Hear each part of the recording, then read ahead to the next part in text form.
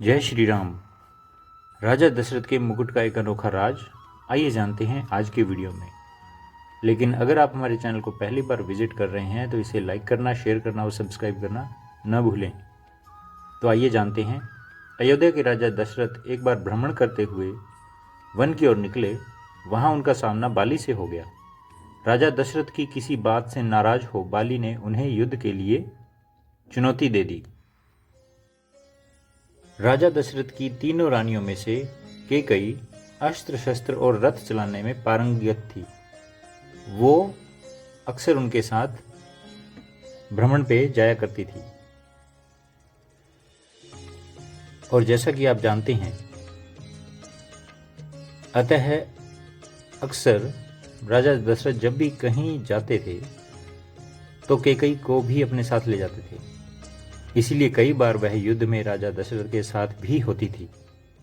तो जब बाली और राजा दशरथ के मध्य भयंकर युद्ध चल रहा था, उस समय संयोगवश रानी कैकेयी भी उनके साथ थी। युद्ध में बाली राजा दशरथ पर भारी पड़ने लगा। वह इसीलिए क्योंकि बाली को यह वरदान प्राप्त था कि उसकी दृष्टि यदि किसी पर भी पड़ जाएगी तो उसकी आधी शक्ति बाली को प्राप्त हो जाएगी। अतः यह तो निश्चित ही था कि उन दोनों के युद्ध में हार राजा दशरथ की ही होगी।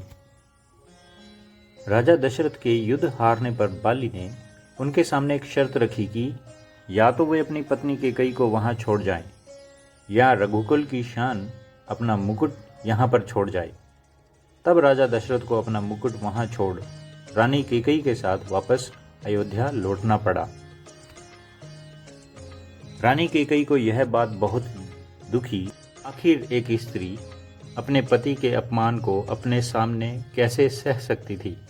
यह बात उन्हें हर पल कांटे की तरह चुभने लगी कि उनके कारण राजा दशरथ को अपना मुकुट छोड़ना पड़ा। वह राजमुकुट की वापसी की चिंता में रहती थी। जब श्री राम जी के राज तिलक का समय आया, तब दशरथ जी व कैकेयी को मुकुट को लेकर चर्चा हुई। यह बात तो केवल यही दोनों जानते थे। और कैकेयी ने रघुकुल की आन को वापस लाने के लिए श्री राम के वनवास का कलंक अपने ऊपर ले लिया और श्री राम को वन भिजवाया। उन्होंने श्री राम से कहा भी था कि बाली से मुकुट वापस लेकर आना है। श्री राम जी ने जब बाली को मारकर गिरा दिया, उसके बाद उनका बाली के साथ संवाद होने लगा। प्रभु ने अपना परिचय देकर बाली से अपने कुल की शान मुकुट के बारे में पूछा था। तब बाली ने बताया, रावण को मैंने बंदी बनाया था। शायद आप यह बात जानते होंगे। जब वह भागा तो साथ में छल से वह मुकुट भी लेकर भाग गया। प्रभु, मेरे पुत्र को सेवा में ले लें, वह अपने प्राणों की बाजी लगाकर आपका मुकुट लेकर आएगा। यह बाली ने श्री राम से कहा। जब अंगद श्री राम जी के दूत बनकर रावण की सभा में गए, वहां उन्होंने सभा में अपने पैर जमा दिए और उपस्थित वीरों को अपना पैर हिलाकर दिखाने की चुनौती दी। यह तो शायद आपको विदित ही होगा और आपने रामायण में भी देखा होगा। रावण के महल के सभी योद्धा ने अपनी पूरी ताकत अंगद के पैर को हिलाने में लगाई, परंतु कोई भी योद्धा सफल नहीं हो पाया, जैसा कि आप रामायण में देख सकते हैं, या आपने रामायण में ऐसा पढ़ा भी होगा। तो फिर क्या हुआ? जब रावण के सभी योद्धा अंगद के पैर को हिला न पाए, तो स्वयं रावण अंगद के पास पहुंचा और उसके पैर को हिलाने के लिए जैसे ही झुका, उसके सर से वह मुकुट गिर गया। यह भी आपने रामायण में देखा होगा। तो अंगद वह मुकुट लेकर वापस श्री राम के पास चले आए। यह महिमा थी रघुकुल के राज मुकुट की।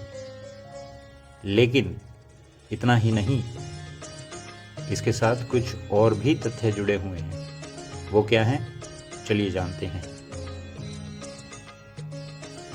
ग्रह दशा जब राजा दशरथ के पास गई तो उन्हें पीड़ा झेलनी पड़ी। बाली से जब रावण वह मुकुट लेकर गया तो बाली को अपने प्राणों की आहुति देनी पड़ी। इसके बाद जब अंगद रावण से वह मुकुट लेकर गया तो रावण के भी प्राण गए तथा केकई के कारण ही रघुकुल की लाज बच सकी। यदि केकई श्री राम को वनवास नहीं भेजती तो रघुकुल सम्मान वापस नहीं लौट पाता।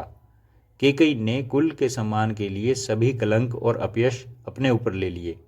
अतः श्री राम अपनी माताओं में सबसे ज्यादा प्रेम केकई मैया को करते थे। तो बोलिए भगवान श्री राम की जय। जय श्री राम। भगवान श्री राम आप सभी पर अपनी कृपा दृष्टि बनाए रखें।